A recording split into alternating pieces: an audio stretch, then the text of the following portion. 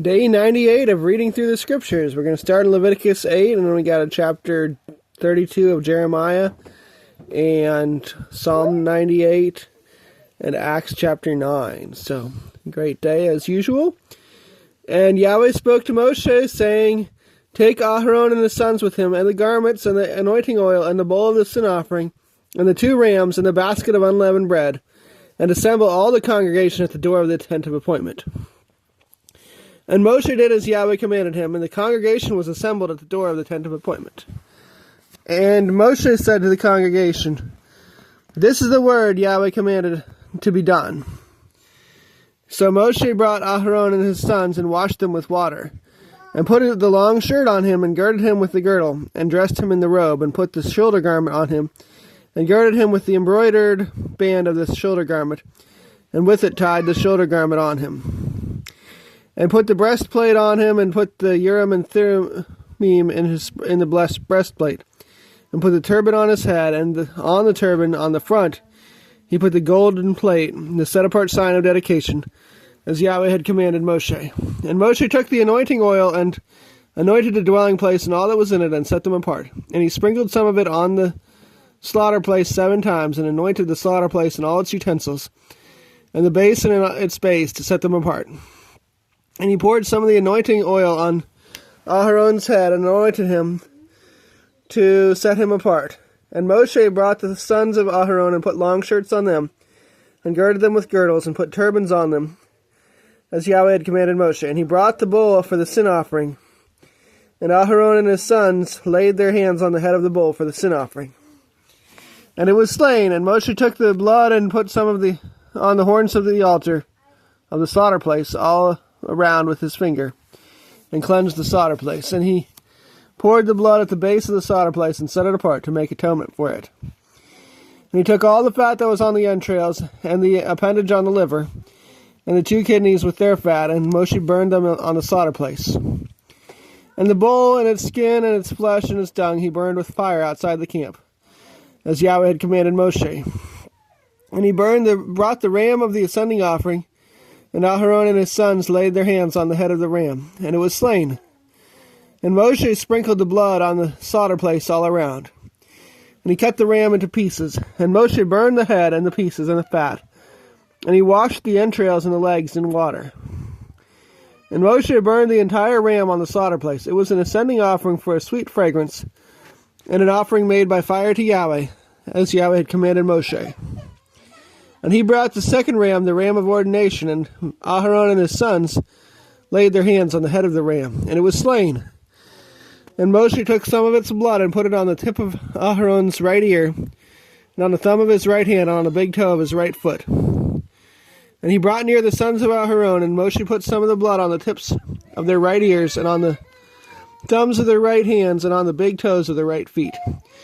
And Moshe sprinkled the blood on the slaughter place all around, and took the fat and the fat tail, and all the fat that was on the entrails, and the appendage on the liver, and the 2 kidneys and their fat, and the right thigh, and from the basket of unleavened bread that was before Yahweh he took 1 unleavened cake, and a cake of bread anointed with oil, and 1 thin cake, and put them on the fat and on the right thigh.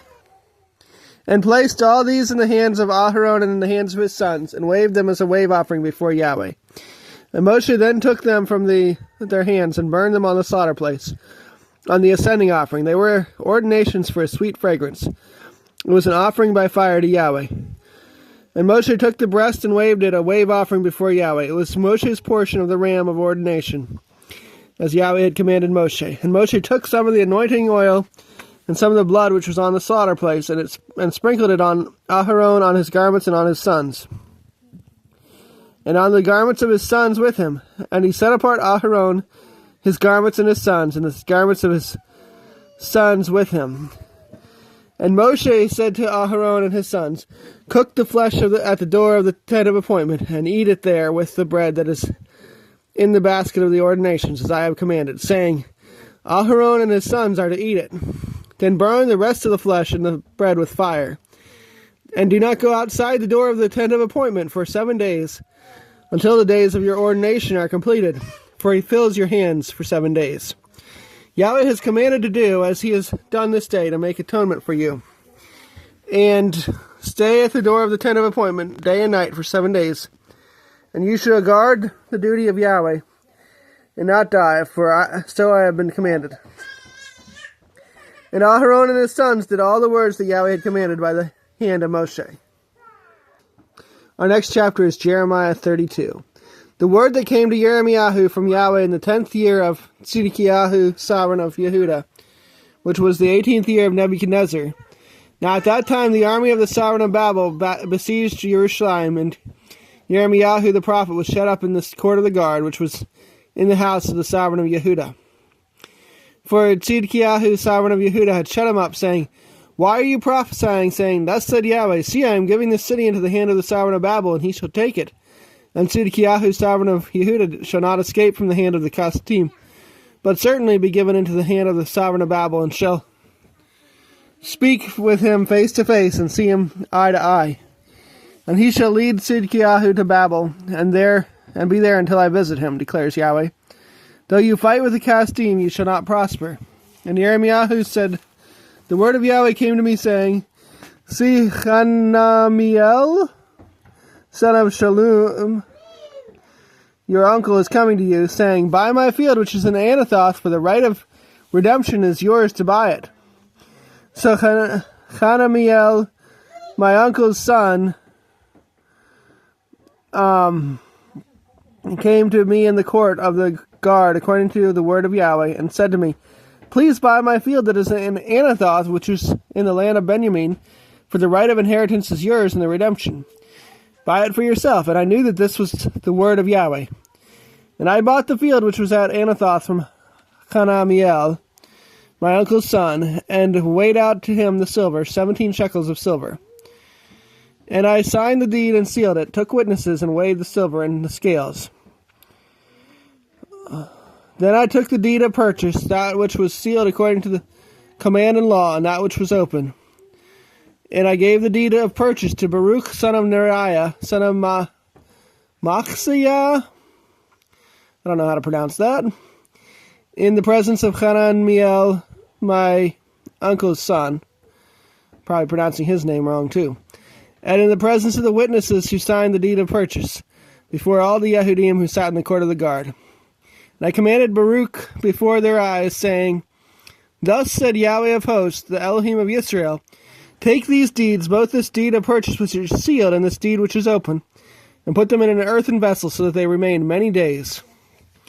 For thus said Yahweh of hosts, the Elohim of Yisrael, Houses and fields and vineyards shall again be bought in this land.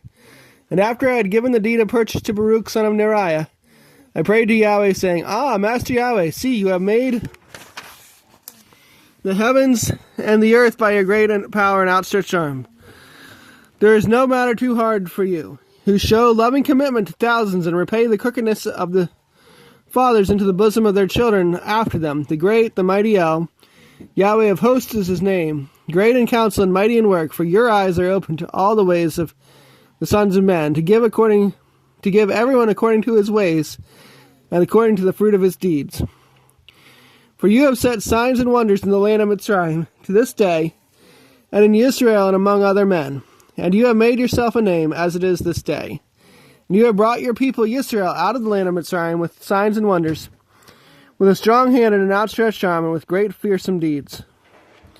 And you gave them this land, of which you swore to their fathers to give them, a land flowing with milk and honey. And they came in and possessed it, but they did not obey your voice, nor did they walk in your Torah. They did not do all that you commanded them to do. So you have brought all this evil upon them. See the siege mounds. They have come to the city to take it, and the city has been given into the hand of the Kasdim who fight against it, because of the sword and the scarcity of food and the pestilence. And what you have spoken has come about, and look, you see it. Yet you, O Master Yahweh, have said to me, Buy the field for silver and take witnesses, although the city has been given into the hand of the Kasdim. Then the word of Yahweh came to Yirmiyahu, saying, See, I am Yahweh, the Elohim of all flesh. Is there any matter too hard for me? Therefore, thus said Yahweh, See, I am giving this city into the hand of the Kasdim, into the hand of Nebuchadnezzar, sovereign of Babylon, and he shall take it. And the Kasdim who fight against this city shall come and set fire to this city and burn it, with the houses on whose roofs they burned incense to Baal, and poured out drink offerings to other mighty ones, to provoke me. And the children of Israel and the children of Yehuda have done only evil before me from their youth, for their children of Israel have only provoked me with the work of their hands, declares Yahweh. For this city has been a cause for my displeasure and my wrath from the day that they built it, even to this day that I should remove it from before my face. Because of all the evil of the children of Israel and the children of Yehuda, which they have done to provoke me, they, their sovereigns, their heads, their priests, their prophets, and the men of Yehuda, and the inhabitants of Jerusalem, and they have turned their back to me and not their face, though I taught them, rising up early and teaching them. They did not listen to receive instruction. And they set their abominations in the house which is called by my name, to defile it. And they built the high places of Baal, which are in the valley of the son of Hinnom, to offer up their sons and their daughters to Moloch, which I did not command them, nor did it come into my heart that they should do this abomination, to make Yehuda sin. And now, thus said Yahweh, the Elohim of Israel, concerning this city, of which you say, it shall be given into the hand of the sovereign of Babel by the sword, and by scarcity of food, and by pestilence. See, I am gathering them out of all the lands where I have driven them in my displeasure, and in my wrath, and in great rage. And I shall bring them back to this place, and shall let them dwell in safety. And they shall be my people, and I shall be their Elohim. And I shall give them one heart and one way to fear me all the days, for the good of them and of their children after them. And I shall make an everlasting covenant with them, that I do not turn back from doing good to them. And I shall put my fear into their heart, so as not to turn aside from me. And I shall rejoice over them to do good to them, and shall plant them in this land of truth, and with all my heart and with all my being. For thus said Yahweh, as I have brought all this great evil on this people, so I am bringing on them all the good that I am speaking to them. And fields shall be bought in this land, of which you are saying, it is a wasteland without man or beast. It has been given into the hands of the Kasdim.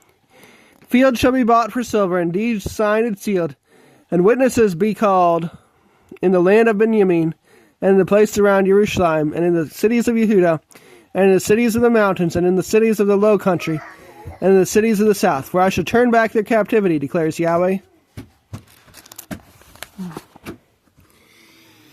All right, Psalm 98.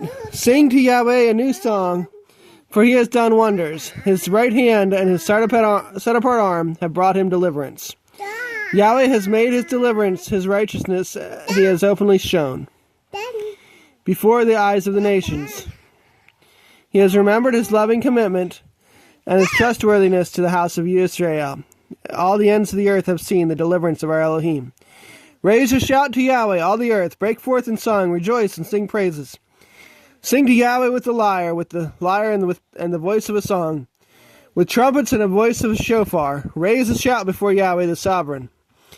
Let the sea roar and all that fills it, the world and those who dwell in it. Let the rivers clap their hands. Let the mountains sing together for joy before Yahweh. For he shall come to judge the earth. He judges the world in righteousness, and the people in straightness. Acts chapter 9.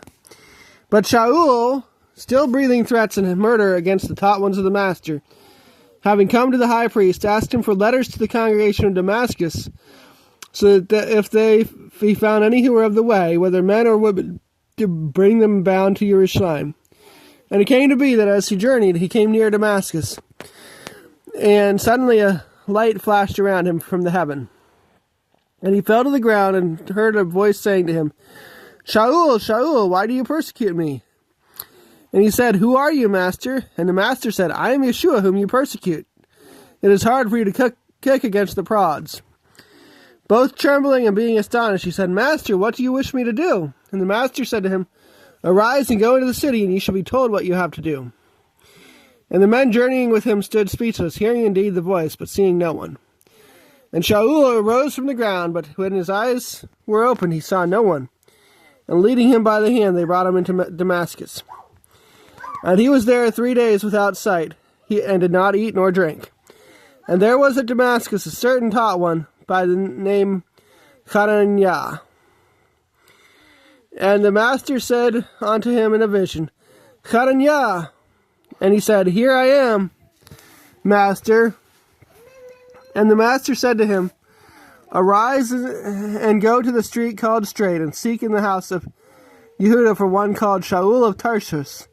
For look, he is praying, and has seen in a vision a man named Hananiah coming in and laying his hand on him, so as to see again. And Hananiah answered, Master, I have heard from many about this man, how many evils he did to your set-apart ones in Jerusalem, and here he has authority from the chief priest to bind all those calling on your name. But the master said to him, Go, for he is a chosen vessel of mine, to bear my name before the nations, sovereigns, and the children of Israel. For I shall show him how much he has to suffer for my name. And Hananiah went away and went into the house, and laying his hands on him, he said, Brother Shaul, the master Yeshua, who appeared to you on the way as you came, has sent me so that you might see again and be filled with the set-apart spirit. And immediately there fell from his eyes, as it were, scales, and he received his sight. And rising up, he was immersed, and having received food, he was strengthened. And Shaul was with the taught ones at Damascus some days. And immediately he proclaimed the Messiah in the congregations, that he is the Son of Elohim. And all who heard were amazed, and said, Is this not he who destroyed those calling on this name in Jerusalem, and has come here for this, to take them bound to the chief priests? But Shaul kept increasing in strength, and was confounding the Yehudim who dwelt in Damascus, proving that this is the Messiah. And after many days he had elapsed, the Yehudim plotted to kill him, but their plot became known to Shaul. And while they were watching the gates day and night to kill him. But taking him by night, the two hot ones let him down through the wall, lowering him in a basket. And having arrived at Jerusalem, Shaul tried to join the taught ones. But they were afraid of him, not believing that he was a taught one. But Barnabas took him and brought him to the emissaries, and told them how he had seen the master on the way, and that he had spoken to them, and how he was speaking boldly at Damascus in the name of Yeshua. And he was with them at Jerusalem, coming in and going out, and speaking boldly in the name of the master Yeshua, and disputed with the Hellenists, but they undertook to kill him. And when the brothers learned of this, they brought him down to Caesarea, and sent him out to Tarsus. Then indeed the assemblies throughout all Yehuda and Galilee and Shomron had peace, and were built up, and walking in the fear of Yahweh, and in the encouragement of the set-apart spirit, they were being increased. And it came to be, as Kepha was passing through all places, that he also came down to the set-apart ones who were dwelling at Lod. And there he found a certain man named Aeneas, who had been bedridden for 8 years, being a paralytic. And Kepha said to him, Aeneas, Yeshua the Messiah heals you. Rise up and make your bed. And immediately he rose up. And all those dwelling at Lod and Sharon saw him and did turn to the master. And in Yaffo there was a certain taught one named Tabitha, which means Dorcas. This woman was filled with good works and kind deeds, which she did. And it came to be in those days that she became sick and died. And having washed her, they laid her in an upper room. And Lod being near to Yaffo, and the taught ones having heard that Kepha was there, they sent 2 men to him, urging him not to delay in coming to them. And having risen up, Kepha went with them, and when he arrived, they brought him to the upper room. And all the widows stood beside him weeping, showing the inner garments and the outer garments, which Dorcas had made while she was with them. But Kepha sent them all out, and knelt down and prayed. And turning to the body, he said, Tabitha, arise. And she opened her eyes, and seeing Kepha, she sat up. And giving her his hand, he lifted her up. And calling the set-apart ones and widows, he presented her alive. And it became known throughout all Yaffo, and many believed on the master. And it came to be that he stayed for many days in Yaffo with Shimon, a leather tanner.